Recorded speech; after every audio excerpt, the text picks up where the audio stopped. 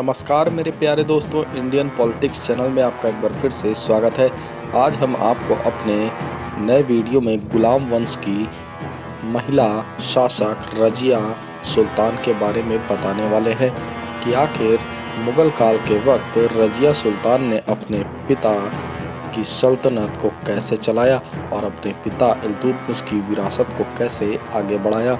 तो दोस्तों, ये जानने से पहले अभी तक आपने हमारे इंडियन पॉलिटिक्स चैनल को अगर सब्सक्राइब नहीं किया है तो नीचे रेड बटन पर जाकर सबसे पहले हमारे चैनल को सब्सक्राइब कर लें, ताकि हम आपको ऐसी ऐतिहासिक और रोचक तथ्यों से आगे भी रूबरू कराते रहें।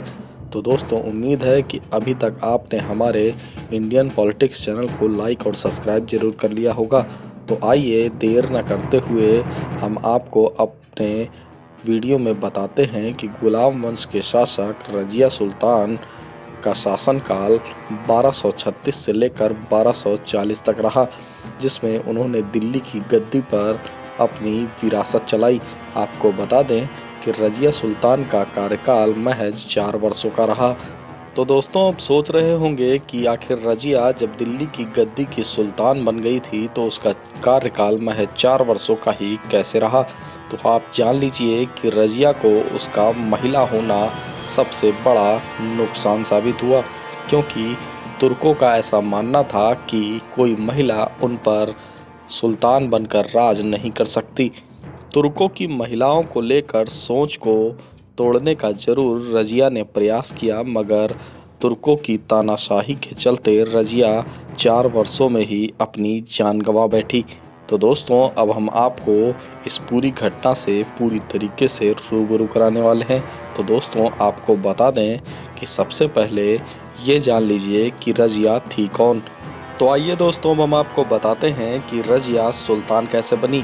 तो ये जानने से पहले आप ये जान लीजिए कि दिल्ली की गद्दी पर काबिज इल्तुतमिश की बेटी रजिया सुल्तान कहलाई। ये भी जान लीजिए कि इल्तुतमिश 1236 में जब बामियान का युद्ध करने के लिए जा रहा था, तभी उसकी अचानक तबीयत बिगड़ गई। वहीं इलाज के दौरान 30 अप्रैल 1236 ईस्वी को इल्तुतमिश की मौत की खबर सामने आई। इस दौरान उसने अपने जीते जी ही अपनी बेटी रजिया को अपना उत्तराधिकारी घोषित कर दिया था।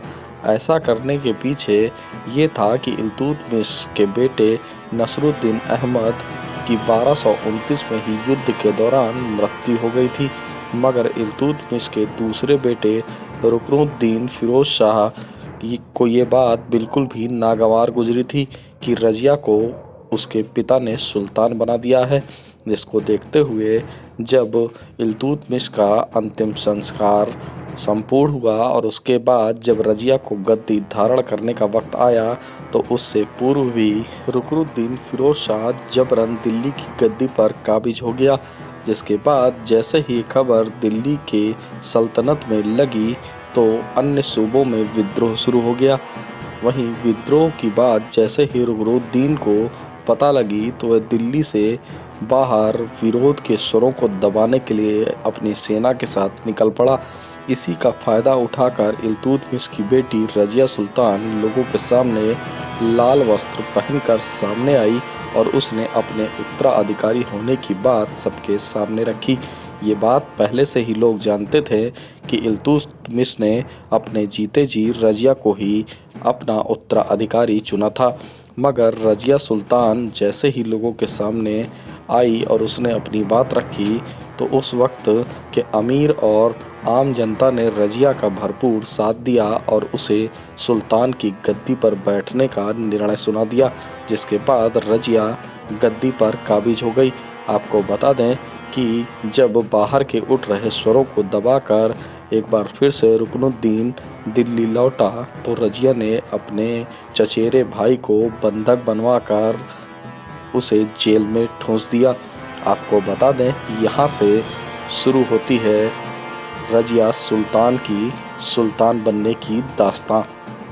तो आइए दोस्तों, अब आपको बताते हैं कि इल्तुतमिश की मौत के बाद रजिया सुल्तान दिल्ली की गद्दी पर काबिज हुई।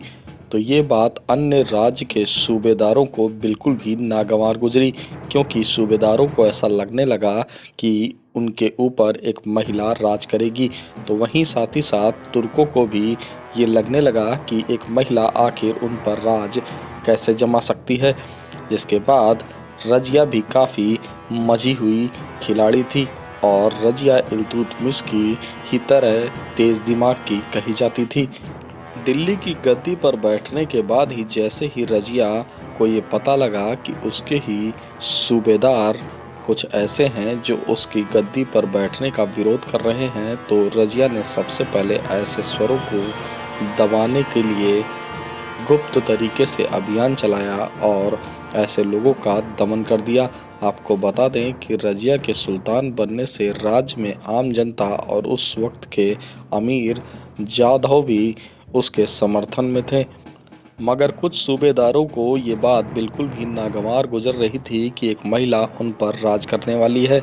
ऐसे में ये बात रजिया को भी पूरी तरीके से पता चल गई। आपको बता दें कि महिला होने के नाते रजिया ने अपने सबसे पहले भेष को बदला और उसने लाल वस्त्रों को धारण कर पुरुषों की तरीके भेष बना लिया। ऐसा करने के पीछे भी कई सारे तुर्कों को ये बात पूरी तरीके से नागवार गुजरने लगी।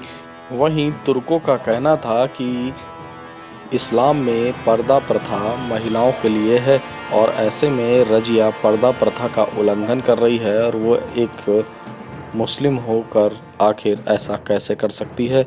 मगर रजिया ने इन सभी बातों को दरकिनार करते हुए अपने आप को आगे बढ़ाने का हौसला सबसे आगे रखा और अपने विद्रोह और अपना विरोध करने वाले लोगों का धीरे धीरे कर दमन कर दिया। रजिया ने दिल्ली में उठ रही आवाज़ों को तो समय रहते दमन कर दिया, मगर दिल्ली के बाहर भी उठने वाली जोरदार आवाज़ों को दमन नहीं कर पाई और यही आवाज़ें धीरे धीरे कर बुलंद होने लगी। आपको बता दें कि मुग़ल वंश की होने के बावजूद भी सबसे बड़ा जोर यही था कि आखिर रजिया पर्दा प्रथा को दरकिनार कैसे कर सकती है। तो आपको बता दें कि यही मुद्दे को लेकर एक बार राज्य में रजिया ने एक बैठक बुलाई, जहां पर ताकतवर तुर्क भी मौजूद थे, तो साथ ही साथ वहां पर सूबेदार भी मौजूद थे, जहां सूबेदारों ने रजिया का भरसक विरोध करना शुरू कर दिया। मगर उसी के बीच में एक गवर्नर के रूप में बैठे अल्तुनिया ने रजिया का समर्थन किया। अल्तुनिया तुर्क था और काफ़ी मजबूत, जिसका किसी भी अन्य सूबेदार ने विरोध करने की जहमत नहीं जुटाई। अल्तुनिया को अपने साथ खड़ा देख रजिया काफ़ी खुश नजर आई, जिसके बाद वहां पर सभा समाप्त हो गई और रजिया ने अल्तुनिया के साथ मिलकर उसके विरोध में उठ रही दिल्ली के बाहर की आवाज़ों का भी दमन करना शुरू कर दिया।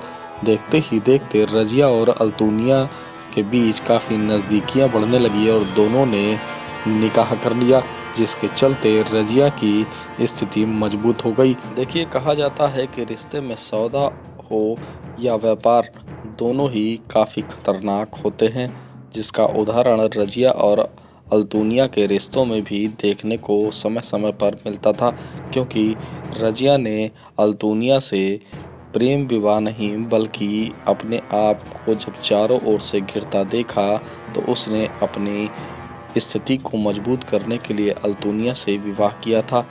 तो आइए दोस्तों, आपको बताते हैं कि आगे ये विवाह हो तो गया और इस विवाह के होने के बाद रजिया ने अपने रिश्तों को मजबूत करते हुए अपने पीछे से उठ रही आवाज़ों को दमन भी कर दिया। वहीं दिल्ली सल्तनत पर खतरे के रूप में बढ़ रहे बहराम शाह के खिलाफ रजिया और अल्तुनिया ने संयुक्त सेनाओं को एकत्रित करके 1240 में हमला बोल दिया। इस भीषण युद्ध में दोनों ही सेनाएं अलग अलग होकर लड़ रही थीं। बहराम शाह से युद्ध के दौरान रजिया और अल्तुनिया की दोनों ही सेनाओं में अलग अलग विद्रोह झलकने लगा। ये विद्रोह ही अल्तुनिया और रजिया के खिलाफ अभिशाप बन गया और देखते ही देखते बहराम शाह की सेना दोनों ही सेना पर भारी पड़ने लगी।